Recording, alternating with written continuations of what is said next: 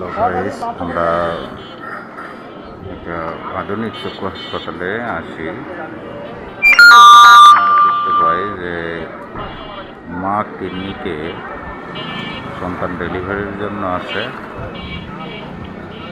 এবং মা সন্তান দুজনেই মারা যায়। ক্লিনিক পক্ষের দাবি বাচ্চা আগে থেকেই মারা ছিল এবং তাদের কথা যে সিজার সঠিকভাবে না করায় তারা তাদেরকে মারিয়া ফেলায়। এই নিয়ে বড় ধরনের একটা হট্টগোল চলে এবং এক পর্যায়ে এখানে আগুন লাগে দেওয়ার মতন সম্মুখীন হয়, আগুন লাগেও দেওয়া হয়। পরে ফায়ার সার্ভিস এবং সেনাবাহিনী এটাকে নিয়ন্ত্রণ করতে আসে। এখন এটা মা এবং শিশু দুইজনেই মারা যায়। আর এখানে অনেক লোকের সমাগম আরও ছিল।